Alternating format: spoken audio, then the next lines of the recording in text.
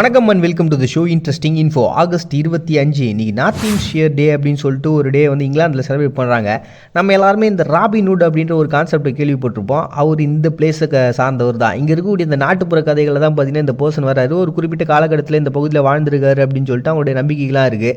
So இது ஒரு concept. இன்னொரு பக்கம் பார்த்தீங்கன்னா இந்த இங்கிலாந்தில் இருக்கக்கூடிய முக்கியமான ராஜாக்களெல்லாம் செலிப்ரேட் பண்ணிட்டு, அதுவும் இந்த நார்த் அமெரிக்காவிலேருந்து பார்த்தீங்கன்னா வில்லியம் பிரீவ்ஸ்டர் அப்படின்ற ஒரு பர்சன் இந்த பகுதியை ரொம்ப நாள் வந்து ஆண்டு இருக்காராம். அண்ட் 16ஆம் நூற்றாண்டில் பார்த்தீங்கன்னா ராயலிஸ்ட் அப்படின்ற ஒரு பர்சன் இந்த பகுதிக்கு குடிபெயர்ந்து வந்ததுக்கப்புறம் அங்கே அந்த உள்நாட்டு போருக்காக ஒரு பெரிய அறிவிக்கையை வெளியிட்டாராம். ஸோ அப்படி இந்த உள்நாட்டு போர் ஸ்டார்ட் ஆகிறதுக்கான ஒரு காரணமாகவும் இது அமைஞ்சிருச்சு. அட் த சேம் டைம் பார்த்தீங்கன்னா இந்த இடத்துல ரொம்ப இம்பார்ட்டண்டான பிளேஸ்லாம் நிறைய இருக்குது விளையாட்டுக்காகவே. அதுவும் இந்த ட்ரெண்ட் பிரிட்ஜ் கிரிக்கெட் கிரவுண்டுன்னு சொல்லிட்டு ஒரு கிரவுண்டு, இது வந்து 3வது ரொம்ப பழமையான ஒரு டெஸ்ட் கிரிக்கெட் கிரவுண்டாக பார்க்கப்படுது. அதே மாதிரி ரொம்ப பழமையான ஒரு ஃபுட்பால் கிளப்பும் இந்த பகுதியில் இருக்குது. ஸோ இப்படி இம்பார்ட்டண்ட்டான ஒரு விளையாட்டுக்கான ஒரு பிளேஸாகவும் இந்த பகுதி இருக்கிறதுனாலையும் அட் த சேம் டைம் இந்த ராபின்ஹுட் அப்படின்ற ஒரு கான்செப்டும் இந்த பகுதியில் இருக்கிறதுனால இந்த ஃபெஸ்டிவல் ஸ்டார்ட் ஆயிருக்கு. சரி, இதை இப்போ எப்படி இவங்க செலிப்ரேட் பண்ணுறாங்க அப்படின்னா ராபின்ஹுட் ஃபெஸ்டிவல் அப்படின்னு சொல்லிட்டு இந்த கோடாரி எறிகிறது, வில்வித்தை காட்டுறது, குவிஸ் போட்டி நடத்துறது அப்படின்னு சொல்லிட்டு ஏகப்பட்ட விளையாட்டுகள்லாம் வச்சு மிக பிரம்மாண்டமான ஒரு திருவிழாவாக வந்து அவங்க செலிப்ரேட் பண்ணுறாங்க. அதை தான் வந்து நார்த்தின்ஷியர் டே அப்படின்னு சொல்லிட்டு இங்கிலாந்தில் ஒரு டே வந்து செலிப்ரேட் பண்ணுறாங்க ஆகஸ்ட் 25. நெக்ஸ்ட் டே தாய்வானில் கிராண்ட் பாஸ் டே அப்படின்னு சொல்லிட்டு ஒரு டேங்க. அந்த தாய்வானை பொறுத்த வரைக்கும் கிட்டத்தட்ட 2023 கணக்குப்படி 18.4% வயசானவங்க 65 வயசுக்கு மேலே இருக்கவங்க இருக்கிறாங்க. அவங்களுக்கு ஒரு இம்பார்ட்டன்ஸை கொடுக்கணுமே அப்படின்னு சொல்லிட்டு கவர்மெண்ட்டால் உருவாக்கப்பட்ட ஒருத்தன் தான் 2010 இதை ஸ்டார்ட் பண்ணாங்க. ஸோ இன்றைக்கி வந்து அந்த குழந்தைங்களோட ஷாப்பிங் கூப்பிட்டு போகிறது, அந்த வயசானவங்களுக்கு இம்பார்ட்டன்ஸ் கொடுத்து அவங்களுக்கு சில கலை நிகழ்ச்சிகளை வந்து கவர்மெண்ட்டே ஆர்கனைஸ் பண்ணி அவங்களுக்கு பண்ணுறாங்களாம். ஸோ அந்த குழந்தைங்கள மாதிரி அவங்களே டான்ஸ் ஆடி விட்டு பார்க்குறது, இந்த மாதிரி ஏகப்பட்ட விஷயங்களை அவங்கள சந்தோஷப்படுத்துறதுக்கான வே என்ன வயசானவங்களை அப்படின்ற எல்லா கான்செப்டோடையும் அவங்கள பெருமைப்படுத்துறதுக்கான ஒரு டேவாக தான் பார்த்தீங்கன்னா இன்றைக்கி தாய்வானில் கிராண்ட் பாஸ் டே அப்படின்னு சொல்லிட்டு அந்த லாஸ்ட்டு சண்டே இந்த ஆகஸ்ட் மாதத்தில் வந்து செலிப்ரேட் பண்ணுவாங்க. அப்படி தான் இன்றைக்கி இந்த வருஷத்தில் உருவாகிருக்குப்பா.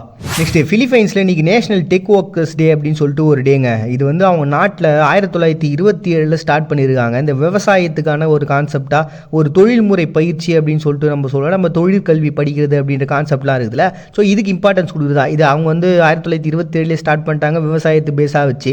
அதுக்கப்புறம் அவங்களுடைய காலமாற்றத்துக்கு ஏற்ற மாதிரி பார்த்தீங்கன்னா அது நிறைய விஷயங்கள் அப்படியே மாறி மாறி தொடர்ந்து வந்தது. இன்றைக்கி வந்து அது 4 வெரைட்டியில் வச்சுருக்காங்க. ஒன்று ஸ்கூல்ஸு, இன்னொன்று காலேஜஸ்ஸு, அதுக்கப்புறம் இந்த கவர்மெண்ட்டோடைய ஆர்கனைசேஷனில் ஒன்று, தனியாரினுடைய ஆர்கனைசேஷனில் ஒன்று சொல்லிட்டு 4 பகுதிகளாக பிரித்து தொழிற்கல்விக்குன்னு சொல்லிட்டு பயங்கர இம்பார்ட்டன்ஸ் கொடுக்குறாங்க. சூப்பரில். ஏன்னா படிக்கும் போதே அந்த விஷயத்தை அவங்க சொல்லி கொடுத்துட்டாங்க அப்படின்னா அவங்க வாழ்க்கையில் ஃபியூச்சராக என்ன ஆக போகிறாங்க அப்படின்றது ஸ்கூலு காலேஜஸ்லேயே படித்து முடிச்சுருவாங்க.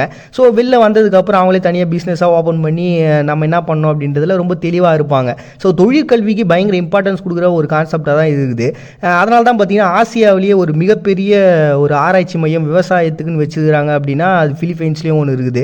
அண்ட் ரொம்ப பெரிய ஒரு வளர்ச்சி அப்படின்றது இவங்ககிட்ட இருக்குங்க. ஸோ இவங்க வந்து பார்த்திங்கன்னா உலகத்தினுடைய பொருளாதாரத்தில் 32வது இடத்துல என்னமோ இருக்கிறாங்க.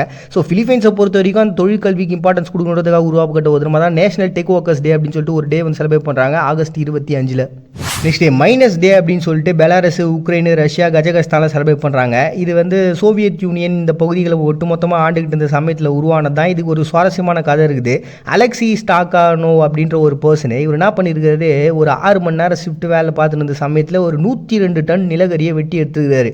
இவர் பெஸ்ட்டான ஒரு எம்ப்ளாயாக மாறினால இந்த நியூஸ் அப்படி எல்லாருக்கும் பரவுது. ஏன்னா ஒரு அபரிவிதமான ஒரு விஷயமா இது இருந்ததுனால எல்லாருக்கும் பரவி அது பயங்கரமான ஒரு பெருமையை ஒரு கொடுக்க ஆரம்பிச்சிச்சு. அதை தொடர்ந்து பல வருடங்கள் கழிச்சு என்ன பண்ணிட்டாங்கன்னா இவரோட பேர்லேயே இந்த ஒரு செலிப்ரேஷனு அந்த அவார்டு கொடுக்குறது அப்படின்னு சொல்லிட்டு உருவாக ஆரம்பிச்சிட்டாங்க. அப்படி தான் இந்த ஸ்டாக்கினோ ஒயிட் இயக்கம் அப்படின்னு சொல்லிட்டு ஒரு இயக்கமே உருவாயிருக்கு. 1948 பார்த்தீங்கன்னா ஃபஸ்ட் டைம் இந்த செலிப்ரேஷன்றதை உருவாகுறாங்க. ஸோ அப்படி இந்த மாதிரி தொழிலில் அந்த மைனஸில் ரொம்பவுமே சிறப்பாக செயல்பட்டவங்களாக இருப்பாங்களா அவங்களுக்கு அவார்ட்லாம் கொடுக்குற கான்செப்ட்ன்றது உருவாயிடுச்சு. ஸோ அப்படிப்பட்ட ஒரு டேவாக சோவியத் யூனியன் காலத்தில் இருந்தது. இன்றைக்கி அதை அப்படியே பெலாரஸ், உக்ரைன், ரஷ்யா, கஜகஸ்தான் எல்லாரும் அப்படியே ஃபாலோ பண்ணி மைனஸ் டே அப்படின்னு சொல்லிட்டு சுரங்கத்தில் வேலை செய்கிறவங்களை கொண்டாடுறதுக்காக உருவாக்கப்பட்ட ஒரு தினமாக வச்சுக்கிறாங்க ஆகஸ்ட் 25. நெக்ஸ்ட் ஏ ரொமான்டிக் விசிபிலிட்டி டே அப்படின்னு சொல்லிட்டு ஒரு டேங்க. இந்த கான்செப்டை பொறுத்த வரைக்கும் ஆல்ரெடி நம்ம பார்த்துருப்போம். ஏன்னா இது வந்து ஜூன் 5ஆம் தேதி இந்த கான்செப்ட். பட் இருந்தாலும் இதை மறுபடியும் சொல்கிறேன். இந்த உலகத்தில் காதல் இல்லாத மனுஷனே கிடையாது அப்படின்ற ஒரு கான்செப்ட் நம்ம சொல்லுவோம்ல, அதெல்லாம் தூக்கி தூர வீசுகிற மாதிரியான ஒரு விஷயம் தான் இது. ஏன்னா இந்த ஏர் ரொமான்டிக் பீப்புள்ஸ் அப்படின்றவங்களுக்கு காதல் அப்படின்ற கான்செப்ட் ரொம்ப ரேராக தான் வரும். இதுலேயே நிறைய விதங்கள்லாம் அவங்க வகைப்படுத்திருக்கிறாங்க. இதில் டெமி ரொமான்டிக் அப்படின்னு சொல்லிட்டு ஒரு கான்செப்ட். இது வந்து ரொம்ப நெருக்கமான உறவில் இருக்கவங்க மேலே மட்டும்தான் இவங்களுக்கு வந்து ஒரு காதல்ன்ற கான்செப்டே வருமா. அதேமாரி கிரோ ரொமான்டிக் அப்படின்னு சொல்லிட்டு ஒன்று, இது ரொம்ப ரேராக தான் அவங்களுக்கு வந்து காதல்ன்ற ஒரு ஃபீலிங்கே வந்து அவங்க லைஃப்பில் டைமில் பார்க்குறாங்க அப்படின்னு சொல்லிட்டு.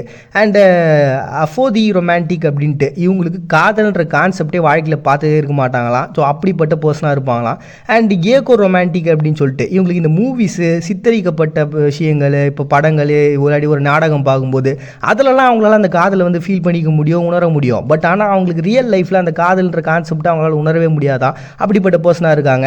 அண்ட் ஆரோட்டிஸ்ட் அப்படின்னு சொல்லிட்டு ஒன்று, இவங்களுக்கு வந்து பார்த்திங்கன்னா நறுமணம் இருக்கு இல்லையா, ஸோ அந்த ஃபீலில் மட்டும்தான் அந்த காதல்ன்ற கான்செப்டே உருவாகாமல் மற்ற டைமில் உருவாவதான். ஸோ இப்படி நம்ம உலகத்தில் பயங்கரமான ஆச்சரியங்களும் அதிசயமும் பயமாகவும் இருக்குது சில விஷயங்களை படிக்கிறதுக்கு. அப்படிப்பட்ட ஒன்றா தான் பார்த்திங்கன்னா ரொமான்டிக் விசிபிலிட்டி டே அப்படின்னு சொல்லிட்டு இப்படி இந்த காதல்ன்ற அனுபவத்தில் ரொம்ப ரேராக ஃபீல் பண்ணக்கூடியவங்களுக்காக அவங்கள பற்றி சொல்லக்கூடிய ஒரு நாளாக தான் இந்த எல்ஜிபிடினுடைய ஒரு அம்சமாக இந்த நிகழ்வை பார்க்குறாங்க. அப்படிப்பட்டவங்க பெருமையாக தன்னை வெளிப்படுத்துறதுக்காகவும் நாங்கள் இப்படி இருக்கிறோம் அப்படின்ட்டு சொல்கிறதுல எந்தவித தயக்கமும் தேவையில்லை அப்படின்னு சொல்கிறதுக்காக ஒரு டேவாக தான் பார்த்தீங்கன்னா 2015 உருவாக்கப்பட்ட தினமாக வருஷத்தில் 2 நாள் செலிப்ரேட் பண்ணுவாங்க. ஒன்று ஜூன் 5 ஆல்ரெடி பார்த்துருப்போம். அண்ட் இப்போ ஆகஸ்ட் 25 செலிப்ரேட் பண்ணுறாங்க. நெக்ஸ்ட் டே ஆஃப் சோங்குன் அப்படின்னு சொல்லிட்டு ஒரு டே இங்கே நார்த் கொரியாவில் ஒரு டே வந்து செலிப்ரேட் பண்ணுறாங்க. வடகொரியாவை பொறுத்த வரைக்கும் அவங்களுக்கு செலிப்ரேஷன் ரொம்ப ரேர் தான். அதில் ஒரு டேவாக கூட இதை பார்க்கலாம். 1960 பார்த்தீங்கன்னா கிம் இல் சுங்கு அப்புறம் அந்த கிம் ஜாங் இல் இவங்க 2 பேர் என்ன பண்ணிக்கிறாங்க, 105 ஆர்ம்டு டிவிஷன் சொல்லிட்டு ஒரு ஆர்மியை வந்து பார்க்கறதுக்கு விசிட் பண்ணுறதுக்காக போனாங்க. அதை தொடர்ந்து பார்த்தீங்கன்னா ஏகப்பட்ட ஆர்ம்டு ஃபோர்ஸினுடைய அந்த டிவிஷன்ஸை போய் அடிக்கடி போய் பார்வையிட்டு வருது அப்படின்றத ஒரு கான்செப்டாகவே வச்சுருந்தாங்க. கடைசியாக அந்த கிம் இல் சுங் வந்து இறந்து போயிடாரு. போனதுக்கப்புறம் அந்த இராணுவத்தினுடைய கண்ட்ரோல் அப்படின்றது இங்கே இருக்கக்கூடிய அந்த கிம் ஜாங் இலுக்கு வரணும்ல, அப்போ அந்த இராணுவத்துக்கு ஏதாவது ஒரு கிஃப்ட் கொடுத்தாகணுமே அப்படின்னு சொல்லிட்டு தான் பார்த்தீங்கன்னா சோங்குன் அப்படின்ற ஒரு விஷயத்தை கொடுக்குறாரு. இந்த சோங்குனுடைய கான்செப்ட் படி என்னன்னு பார்த்தீங்கன்னா கவர்மெண்ட்டோட பிளேசஸ்லாம் முதல் முக்கியத்துவன்றது இராணுவத்துக்கு தான் அப்படின்னு சொல்லிட்டு அவர் அறிக்கையை விட்றாரு. அப்படி தானே அந்த இராணுவத்தில் நம்ம கண்ட்ரோலில் வச்சுக்க முடியும்.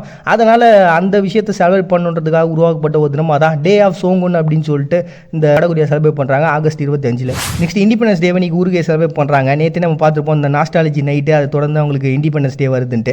ஸோ அதனுடைய கண்டினியூஷன் தான் இன்றைக்கி. ஃபஸ்ட் டைம் பார்த்தீங்கன்னா 1811 என்ன பண்ணியிருக்காங்க, ஜோஸ் கெர்வாசியோ அப்படின்ற பர்சனு அவருடைய அந்த சுதந்திரத்துக்காக போராட்டங்கள்ன்றதை ஸ்டார்ட் பண்ணியிருக்காரு. அதுக்கப்புறம் பேண்டா ஓரியன்டலோடு சேர்ந்து இந்த போர்ச்சுகீஸியர்களோட இவங்க சேர்ந்துட்டாங்க, ஜாயின் பண்ணிட்டாங்க. அண்ட் மறுபடியும் அதில் ஒரு பெரிய மாற்றங்கள் உருவாது. 1825 பிரேசில்கிட்ட இருந்து இவங்களுக்கு ஒரு பெரிய விடுதலை அப்படின்றது கிடைக்குது. ஸோ அதுதான் பார்த்தீங்கன்னா இன்றைக்கி இண்டிபெண்டன்ஸ் டே அப்படின்னு சொல்லிட்டு ஊருக்கு ஒரு டே வந்து செலிப்ரேட் பண்ணுறாங்க ஆகஸ்ட் 25. ஆயுதங்களால் இந்த உலகத்தை ஆற்ற முடியும்னு நினைக்கிறவங்களுக்கு மறுபடியும் ஒரு விஷயத்தை ஞாபகப்படுத்தணும்னு நினைக்கிறேன். இந்த உலகத்தினுடைய வரலாற்றை எடுத்து பார்த்தோம் அப்படின்னு வச்சிங்களேன், இந்த மனித இனத்தினுடைய தேவைக்காக தன்னுடைய திறமையை செலவு பண்ணவங்களும் அன்பை காட்டினவங்க மட்டும்தான் இறந்ததுக்கு அப்புறமும் வாழ்ந்துக்கிட்டு இருக்காங்க. மறுபடியும் எல்லாரும் நாளைக்கு வந்து சந்திக்கிற அதை கூட்ட வந்து விடைபெறுது. நான் அவங்க பாண்டிய நீங்கள் பார்த்துருக்கீங்க. இந்த நிகழ்ச்சி இன்ட்ரெஸ்டிங்.